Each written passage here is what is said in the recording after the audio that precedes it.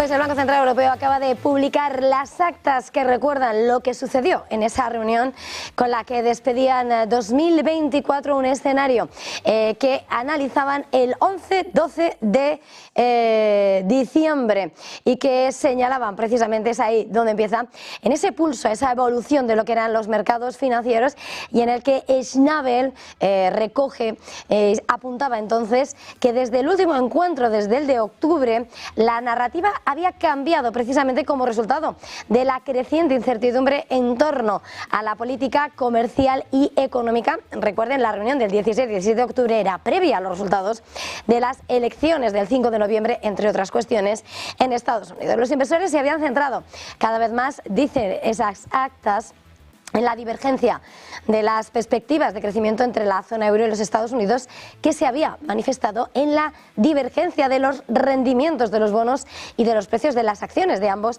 mercados, como también en ese escenario de mayor debilidad del euro frente al billete verde.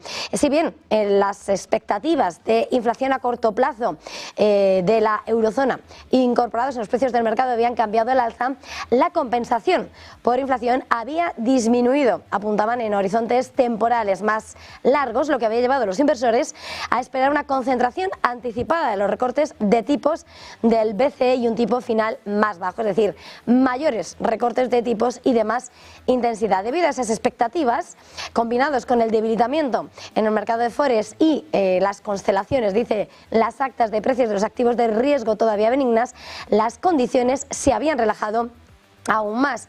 Además, ahí recogen precisamente cómo había sido determinante para la evolución en el periodo entre reuniones las elecciones en Estados Unidos y el aumento de la incertidumbre política en las dos mayores economías de la eurozona, recordemos, Alemania y Francia. Sin embargo, y por el contrario, apuntaba cómo la volatilidad de los mercados había disminuido desde la reunión de política monetaria del Consejo de Gobierno. Con todo esto, apuntaban esas actas a cómo la creciente incertidumbre, también la divergencia de los datos macro, se habían reflejado en la marcada divergencia de las expectativas de política monetaria, apuntando así como la curva forward del swap de tipos a un día se había desplazado a la baja en comparación con las expectativas que prevalecían en el momento de la reunión de política monetaria del Consejo de Gobierno. En este escenario y después de esa descripción del momento, apuntaba sin lugar a dudas esas actas del Banco Central Europeo, como en cuanto a la inflación en la zona del euro, el economista jefe Philip Lane había recordado cómo la inflación se había situado en el 2,3% en noviembre, un repunte y donde el aumento era previsible y reflejaba principalmente la evaluación de la inflación energética, ese desplome que había pasado del menos 4,6 hasta el menos 1,9, comparativa del desplome a relajarse la tensión. También la inflación de los alimentos había descendido desde el 2,8% en noviembre al 2,8 desde el 2,9%, y con esa inflación básica, esa subyacente, excluyendo energía y alimentos, que se había mantenido sin cambios en el 2,7%. En el escenario, además, recogen esas actas del Banco Central Europeo como la tasa de inflación de los servicios ajustada estacionalmente en 3 meses había caído al 2,6% en noviembre desde el 3,4%, lo que indicaba una mayor moderación de la dinámica. Un escenario, de nuevo, en el que el mandato del Banco Central Europeo gira en torno a la estabilidad de los precios y donde apuntaban de nuevo al comportamiento de los salarios, datos que se recibían confirmando en líneas generales la evaluación previa de presiones salariales elevadas, pero en disminución. La tasa de crecimiento de remuneración por empleado se había moderado al 4,4 en el tercer trimestre desde el 4,7 en el segundo trimestre, mientras que la tasa de crecimiento de los costos laborales también se había registrado, como se había moderado, al 4,3 desde el 5,2%. Con todo, apuntaba como se espera que la inflación general fluctuase en torno a sus niveles actuales en el corto plazo, ya que las fuertes caídas previas de los precios de la energía seguían desvaneciéndose en las tasas anuales. Con todo, proyecciones del Eurosistema, una inflación general que se situase en promedio en el 2,4% en 2024, 2,1% en 2025 y el 1,9% en 2026. Todo ello en un momento en el que el comportamiento anémico de la evolución económica arrojaba un crecimiento del 0,4% en el tercer trimestre, superando la proyección de septiembre del personal técnico del Banco Central Europeo. Todo en un momento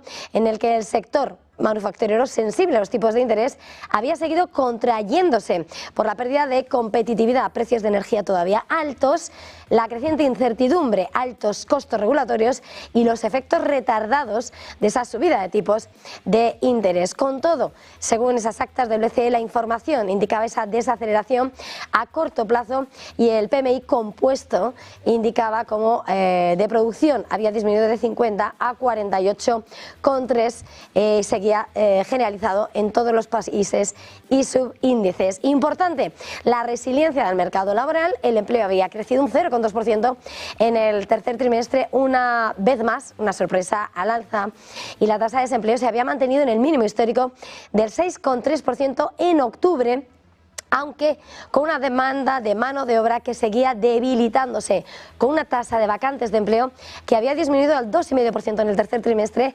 0,8 puntos porcentuales por debajo de su máximo, y las encuestas también apuntaban a que se crearían menos puestos en el cuarto trimestre.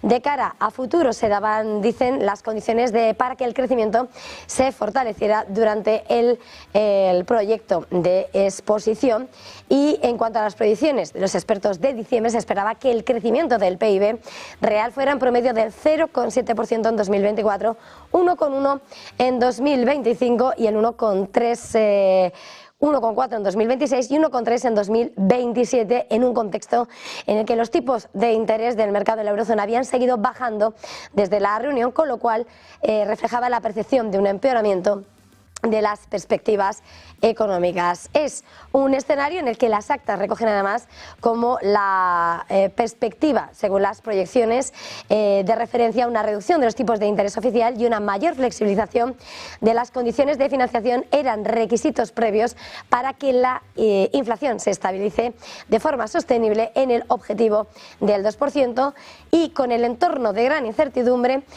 justificaban como fue prudente mantener la agilidad, siguiendo el enfoque de tomar las decisiones reunión a reunión y no comprometiéndose de antemano con ninguna trayectoria de tasas en particular. Con todo, constatando que la política monetaria sigue siendo restrictiva y afecta a la demanda, que el proceso de desinflación estaba lo suficientemente afectado como para que fuera necesario ajustar el énfasis de la comunicación, pasando de expresar la determinación de garantizar que la inflación regresaría al objetivo a prometer que se estabilizaría de manera sostenible en el objetivo, para expresar la tarea del gobierno, y en un contexto en el que, por supuesto, pendientes del comportamiento de la actividad mundial, donde se ha desarrollado mejor de lo esperado, y las proyecciones del personal técnico indicaban que el crecimiento mundial se mantenía sólido en términos generales, proyectando que tanto Estados Unidos como China crecerían con más fuerza que las proyecciones de septiembre, aunque sus tasas probablemente se moderarían durante el horizonte de proyección. Un escenario, unas actas del Banco Central Europeo que a esta hora acaban de publicarse y que ponen de relieve la situación de ese combate en el que la orientación sigue llegando a ese horizonte del 2% de la inflación, teniendo claros cómo a la hora de moverse hay que mirar y referirse a ese data y a la evolución del contexto. Tiempo, por tanto, para entrar en detalle de lo que son estas actas. Salvador Jiménez, socio de AFI, muy buenos días. Buenos días, ¿qué tal? Bueno, quería preguntarle, acaban de salir del horno esas actas del Banco Central Europeo, unas actas que recuerdan cómo había cambiado el escenario desde la reunión de octubre a la de diciembre, pasando además por esas elecciones de Estados Unidos y en medio de una debilidad de la economía en la eurozona. ¿Qué destaca de esas actas? Sí, no, o sea, aquí en las actas cabe destacar pues esa confianza, ¿no?, que ahora sí que muestra el Banco Central Europeo, ¿no?, de que la inflación tenderá hacia ese objetivo del 2% durante 2025, ¿no?, y cómo aumenta esa confianza en alcanzar el mismo, ¿no?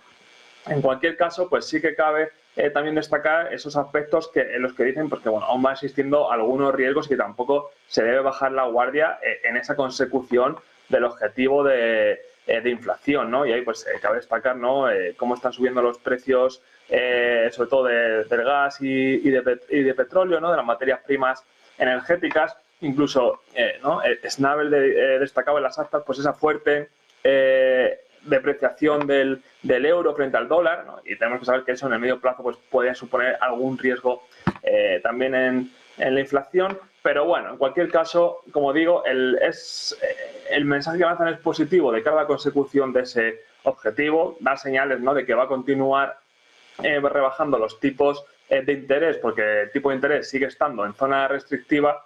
Y aquí la clave es, pues, dónde puede estar ese tipo neutral, ¿no? Ese tipo hacia el cual el Banco Central Europeo debe dirigirse y donde, pues, puede haber un punto, ¿no?, en el que dejen de ser necesarias bajadas adicionales, ¿no? Y aquí lo que viene a señalar la entidad es que, pues, conforme vayan produciéndose las futuras bajadas, se irán dando cuenta cada vez más de dónde está ese tipo neutral, ¿no? Y aquí pues el mercado está discutiendo en un rango entre 1,75 y 2,25, ¿no? En cualquier caso, lo que está claro es que queda un recorrido para bajar tipos de interés en la zona euro.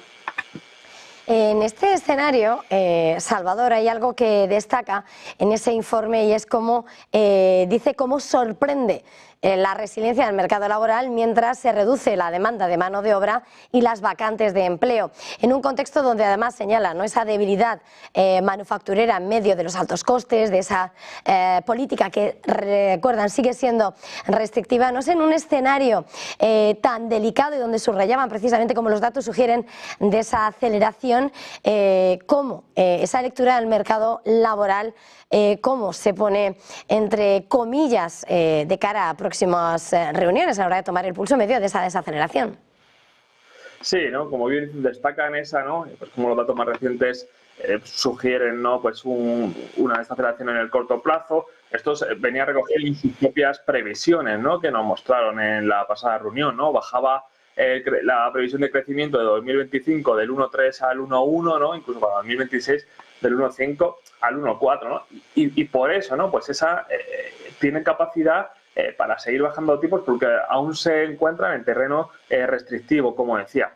Aquí la pregunta que cabe hacerse es, oye, el bache cíclico, ¿no?, esta señal, ¿no?, de estancamiento de la economía, ¿justifica llevar los tipos de interés a territorio expansivo, ¿no? Es decir, ¿y qué significa llevar los tipos de interés a territorio expansivo? ¿Llevar los tipos por debajo de ese nivel del tipo neutral? Pues aquí es donde pueden surgir más dudas, ¿no? Porque es cierto, porque son tasas de crecimiento trimestrales muy reducidas, ¿no? Pues 0,2, 0,3 trimestral, pero igual tampoco justifican llevar los tipos a territorio expansivo, pues cuando aún no hemos conseguido llevar la inflación al objetivo y cuando van surgiendo riesgos en el horizonte, ¿no?, como digo, ¿no?, como materias primas energéticas, a ver qué ocurre con los aranceles, ¿no? Va a ser difícil buscar el equilibrio, ¿no? Claro, precisamente estás diciendo aranceles, porque si hay algo que subrayen esas actas es uno de esos hitos, el resultado electoral en un momento en el que también subrayan, ¿no?, lo que ha sido un comportamiento por parte de Estados Unidos y China mejor de lo que habían previsto por parte de la eurozona, por parte del Banco Central Europeo, pero sin lugar a dudas pendientes ahora de lo que puedan ser las políticas que implemente Donald Trump, y todo esto en un escenario donde además hemos visto ese fortalecimiento del dólar.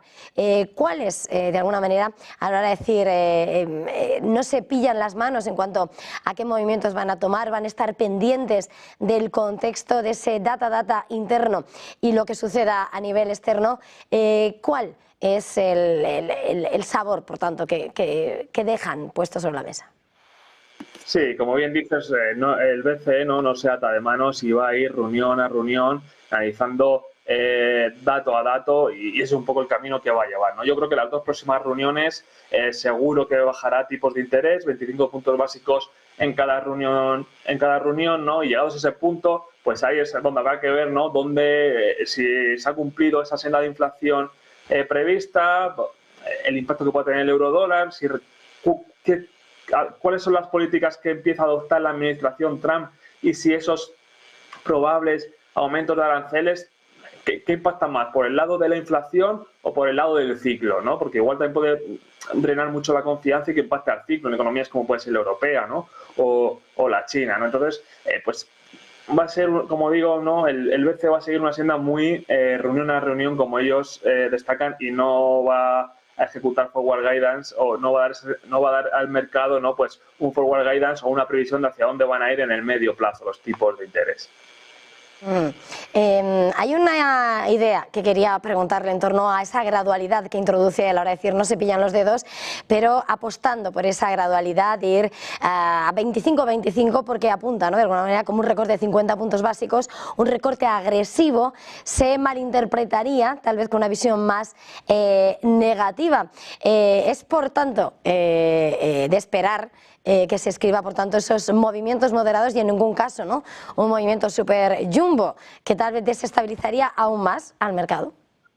Sí, no, un movimiento de 50 puntos básicos, yo creo que eso está totalmente puesto fuera del radar, ¿no? Porque señalizaría, ¿no? Pues una debilidad cíclica muy potente, que tampoco es lo que se está viendo ahora mismo, ¿no? Sino se ve más bien una tonía. Y también hay que poner un poco el contexto global, ¿no? De ciclo y de tipos, ¿no? Y al final pues tienes Estados Unidos, que la Fed pues le pueden quedar 1, 2, 3 bajadas como muchísimo en 2025. Entonces, pues una bajada de 50 puntos básicos es que claramente te puede llevar el euro-dólar por debajo de la paridad, con los efectos secundarios, incluso a lo mejor en inflación, ¿no? Y no hay esa necesidad, viendo el contexto global, incluso la evolución cíclica de la zona euro, ¿no? De bajar 50 puntos básicos en las próximas reuniones. Yo creo que eso está totalmente fuera de las apuestas ahora mismo, ¿no?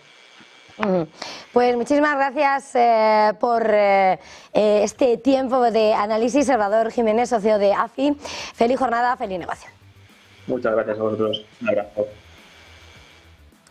Y nosotros a esta hora tenemos que terminar.